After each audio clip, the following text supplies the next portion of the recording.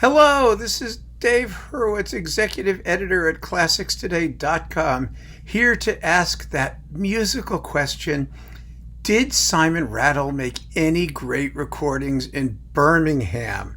I mean, seriously, why? Because I'm looking at this thing, this cube, this jumbo cube here that has Simon Rattle in the City of Birmingham Symphony Orchestra years and years, where he was in Birmingham churning out one recording after the next that Gramophone was telling us was the second coming, the greatest stuff in the history of the universe, that it was totally unbeatable, unmatchable, thrilling, the acme of musical imagination. Is anyone talking about it now? No. You never see it mentioned, do you? Never, ever. Here's my point. I'm not saying it was all bad. It wasn't all bad. It was all mediocre. That's the problem.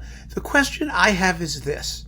Having done a lot of these videos and watching your comments, and also having been in this business now for almost 40 years, and knowing exactly what most of my colleagues internationally, not just in the UK, are really thinking about recordings, there is a consensus. There's a consensus about what the best recordings are.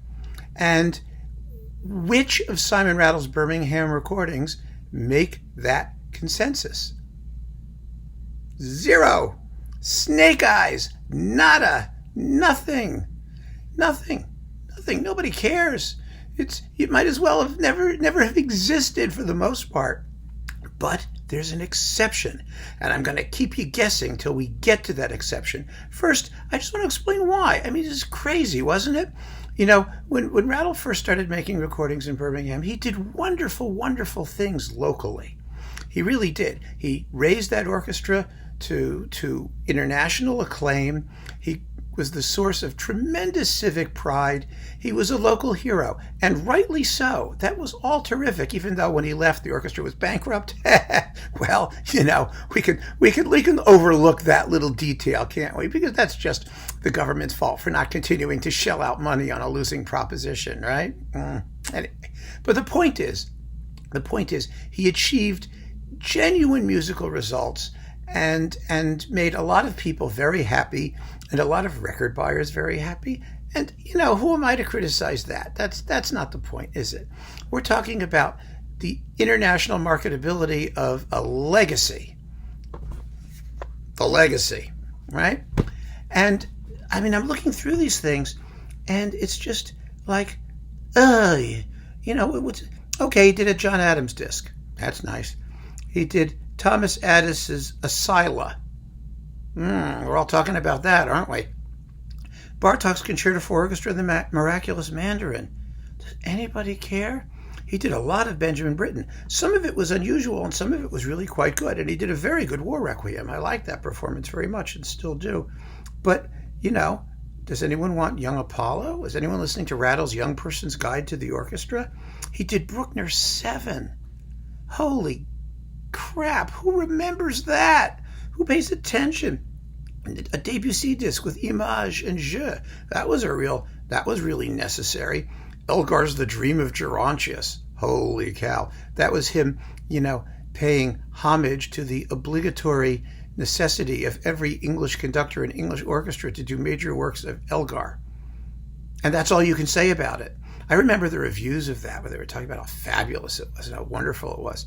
Gee, that's the topic of dinner time conversation in many a household today, isn't it?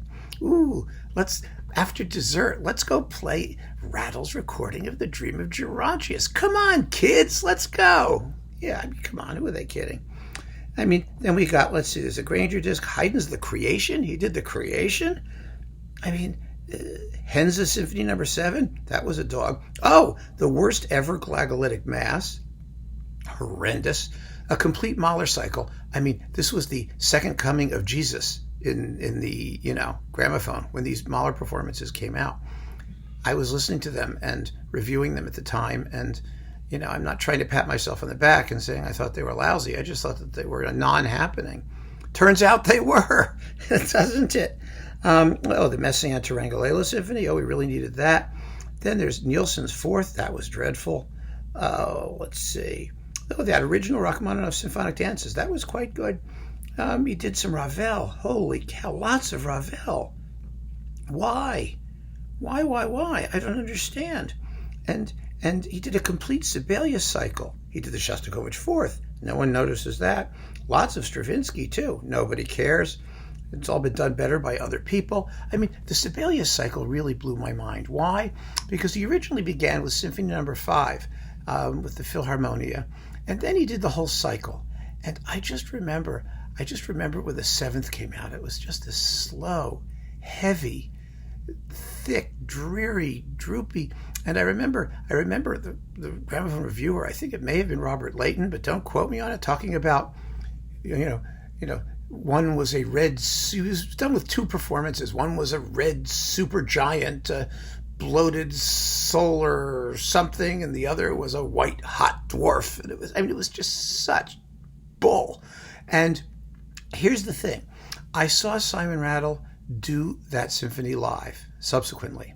And this is what was so interesting, because his performance on disc was, as I recall, extremely slow. I mean, I'll look up the timing and make sure I'm not making a fool of myself. And I'll post a little note if I did.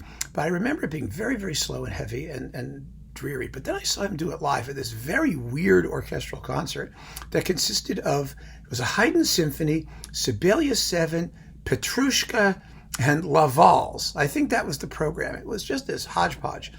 And in that performance, he got through it in like 18 minutes, 17 minutes. I mean, it was like the fastest ever. And I realized something then. It's not that interpretations don't change or that under the circumstances of live performance, they can vary hugely. I mean, they can. I understand that. But what was very noticeable was he knew the music. He'd learned the music. And what really annoyed me about his Sibelius recordings was that EMI was in the process of remaking a Sibelius cycle with Berglund in Helsinki. Remember that? And they stopped to do Simon Rattle because that was so much more important, wasn't it? I mean, it's not like, it's necessary to have the mature thoughts of an internationally acclaimed, certifiable Sibelian with the hometown orchestra, which was 1,000 times better than the City of Birmingham Symphony Orchestra. No. We had to do Sibelius with Rattle. Well, who's talking about it now? So I'm not going to, spend much more time on this because it's all negative news. It's not that it's all negative. It's not that it's horrible. It's just that it's pointless. And the pointlessness of it is what really galls me. Because, this guy made his reputation doing tons and tons and tons of pointless music. And for that, he got the Berlin Philharmonic. And now that he's come home to his original nest site in London, he's making more recordings there. I don't know. I've never seen the attraction or the appeal, and I have his whole discography. I have The Cube, and it's so uninteresting. It's shocking. But, however, there's an exception. There's an exception that gives me hope. Hope that somewhere deep within that unbelievable general pall of just uninterestingness and mediocrity, there's a real musician in there. And that exception is Szymanowski. Could you believe it? He's a great Szymanowski conductor. He did 4 discs of Szymanowski. That was the smartest thing that he and EMI ever did. Why? Because we needed, at the time anyway, Anthony Vitt was doing great Szymanowski on Naxos, but there really were not great Szymanowski recordings out there. They were very hard to find. They were few and far between. Anatol Dorati did some for Decca. There were things that appeared here and there, but systematically very, very little. And he did 4 discs. They contain the Songs of a Fairy Tale Princess, the Love Songs of Hafiz, and the fabulous choral ballet Harnassi, which is wonderful. It could have been in my Daphnis and Chloe sequel video. Harnassi is just, it's a fabulous piece. Then the 2 violin concertos and the Symphonie Concertante. These are amazing performances. The Symphony Concertante is played to the nines by Leif Ove Ansnes. The two violin concertos are magnificently done by Thomas Zayetmeyer. I mean, there is nothing better. He did the complete King Roger. It is absolutely the greatest performance of that opera that has yet been committed to disc. Not that there have been that many, but it is fantastic. The Stabat Mater and the Third Symphony, the Song of the Night. These are great performances, beautifully recorded, beautifully played. Something here just clicked. It may be that we perceive them as fabulous because there was so little competition, and there still is. It's a possibility. But I know the music pretty well. I know that a lot of you do too, music lovers, especially pieces like the violin concertos and the Symphony Concertante, some of these other pieces. And you'll agree, these are just fantastic performances. So the man had it in him. There is great Simon Rattle from Birmingham. But once you get rid of this, what are you left with? I mean, that's the problem. Nicholas Maw's Odyssey, gee, that made a splash for 5 minutes. Turnage's Three Screaming Popes. Oh boy, there's another, Billboard chart buster, right? I mean, come on. This is just so much stuff that didn't need to be made and that doesn't justify the guy's reputation. Now, of course, a reputation is not made by making recordings. It's made by live performances and by a whole host of other socioeconomic, political, and psychosexual factors that I'm not even going to go into. But the fact of the matter is that on disc, at least, he's never lived up to the hype. Never. There's no conductor who was more overhyped in his time in Birmingham, and in Berlin. That was a non-happening, wasn't it? I mean, he did a lot of recordings in Berlin. They're about as exciting and frequently discussed as his Birmingham recordings, aren't they? I mean, what is he going to do? What has he ever made his own? Well, my answer to that is Szymanowski. Simon Rattle is the ultimate Szymanowski conductor, at least in the West. And it's something to be proud of because Szymanowski is a great composer.